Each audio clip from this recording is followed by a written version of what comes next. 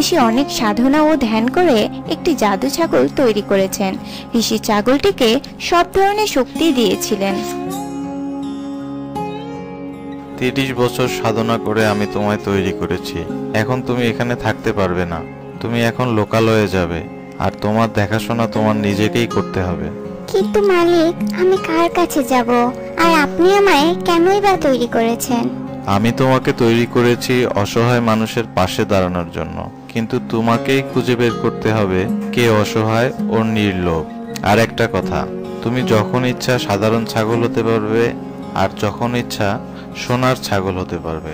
আর একটা কথা শুনে রাখো, তুমি সবাইকেই সাহায্য করতে পারবে, কিন্তু যদি তুমি তা করো তবে আমার ধর্মের খেলাফত হবে। তাই তুমি সকলকে সাহায্য করতে পারবে না, কেবল তুমি তাকেই সাহায্য করতে পারবে যার মনে কোনো লোভ নেই। ঠিক আছে মালিক। এই বলে ছাগলটি চলে যায়।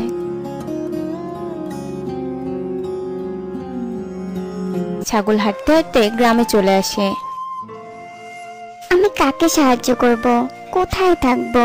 এই বলে ছাগল পুরো গ্রাম ঘুরে বেড়ায়, কিন্তু তেমন কাউকেই পায় না। হঠাৎই ছাগল এক মোটা মতো লোককে দেখতে পায়। এ তো অনেক শক্তিশালী। যদি আমি এর সাথে থাকি তবে কেউ আমার কোনো ক্ষতি করতে পারবে না, আর আমি একে সাহায্য করতে পারবো, আর এ নিশ্চয়ই আমাকে ঠিকমতো খেতে দিবে। এই বলে ছাগল লোকটির কাছে যায়। লোকটি ছাগলকে দেখে, বাহ বাহ, এই ছাগল কই থেকে এলো? ভালোই হয়েছে, একে যদি আমি জবাই করে এর মাংস খাই তবে আমি আরো শক্তিশালী হব। এই কথা শুনে ছাগলটি পালাতে থাকে, আর লোকটিও ছাগলটির পেছনে ধাওয়া করতে শুরু করে। হে ভগবান, এ কার কাছে এসেছিলাম? এ তো আমাকেই মারতে যাচ্ছে। এই বলে ছাগলটি সেখান থেকে পালিয়ে যায়, আর পুরো গ্রাম ঘুরে হঠাৎ সে এক মোড়লকে দেখতে পায়। ওহো, এই মোড়ল তো অনেক ধন সম্পদের মালিক। মনে হচ্ছে যদি আমি এর কাছে থাকি তবে আমি জানতে পারবো গ্রামের কে কে অসহায় দরিদ্র মানুষ, আর যদি আমি একে সাহায্য করি তবে ইনিও আমায় নিশ্চয়ই সাহায্য করবে। ছাগল মোড়লের কাছে গেলে মোড়ল ছাগলকে খেতে দেয়। বাহ বাহ, এই ছাগল তো নিজে থেকেই আমার কাছে এসেছে, ভালোই হয়েছে। একে বিক্রি করে অনেক পয়সা পাওয়া যাবে। মনে হয় এই মোড়ল অনেক ভালো মানুষ, আমাকে খাবার দিল, একে আমার সাহায্য করা উচিত। এই বলে ছাগল সেখানে সোনার গোবর দেয়। সোনার গোবর দেখে মোড়লের চোখ লোভে চকচক করতে থাকে। মনে হয় এ কোনো জাদুই ছাগল, সোনার গোবর দিল, না জানি এর পেটের ভিতরে আরো কত সোনা আছে। এর সবকিছুই আমার চাই। এইসব বলে মোড়ল ছাগলকে ধরতে যায়, কিন্তু ছাগল সেখান থেকে পালিয়ে যায়। এই মোড়ল এসব কি বললো?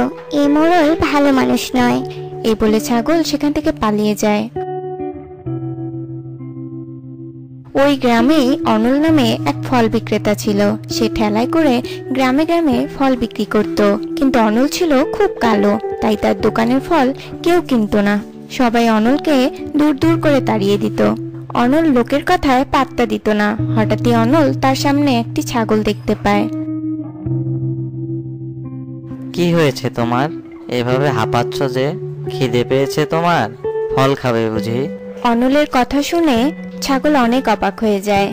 এই গ্রামের সকলেই আমাকে খেতে চাইতো, আমায় বিক্রি করতে চাইতো, কিন্তু তুমি আমায় সেসব না বলে আমার কি লাগবে সেটা বললে। আমি তোমার সাথে কিছুদিন থাকতে চাই। তোমার যতদিন ইচ্ছা তুমি আমার সাথে থাকতে পারো, আর তাছাড়া আমার এই দুনিয়াতে কেউ নেই। তুমি আমার সাথে থাকলে আমার ভালোই লাগবে।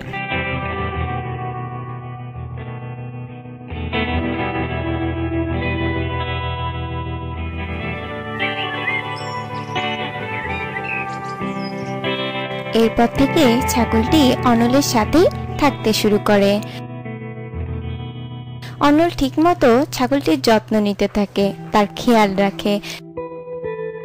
একদিন অনলের ফলের গাড়িতে হঠাৎই মোড়ল ছাগলটিকে দেখতে পায়। এই তো সেই ছাগল, একে আমার যে করেই হোক চাই। এরপর মোড়ল অনলের কাছে যায়। এই ছাগল আমাকে দিয়ে দে। না বাবু, আমি এই ছাগল আপনাকে দিতে পারবো না। আমি এর জন্য তোকে অনেক টাকা দেব। বাবু, আমার টাকা চাই না। এই ছাগল আমার অনেক বড় বন্ধু, তাই আমি একে আপনাকে দিতে পারবো না। ও এই কথা, দাঁড়া তোকে দেখাচ্ছি মজা। এই বলে মোড়ল চলে যায়।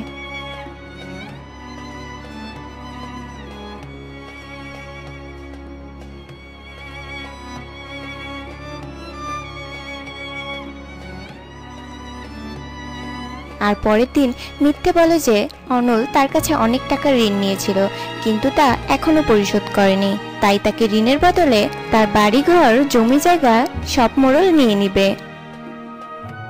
এখনো সময় আছে, তুই আমায় ওই ছাগল দিয়ে দে, না হলে আমি তো সব জমি জায়গা দখল করব। আমি কোনো কিছুর বিনিময়ে আমার বন্ধুকে ছাড়তে পারবো না, আপনি বরং আমার জমি জায়গা নিয়ে নেন। এরপর অনল তার সব জমি জায়গা মোড়লকে দিয়ে দেয় আর সেখান থেকে চলে আসে।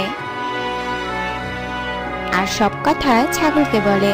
সব কথা শুনে ছাগলের অনেক কষ্ট লাগে। বন্ধুত্বকে তুমি যে মর্যাদা দিয়েছো এতে আমি অনেক খুশি হয়েছি, তাই আমি তোমাকে সাহায্য করতে চাই। এরপর ছাগল অনেক বড় হতে থাকে আর অনেক অনেক সোনা দিতে থাকে আর জাদু দিয়ে তাকে সুন্দর এক বাড়ি বানিয়ে দেয়। আজ থেকে আমরা দুজন একসাথে খুশি খুশি থাকবো।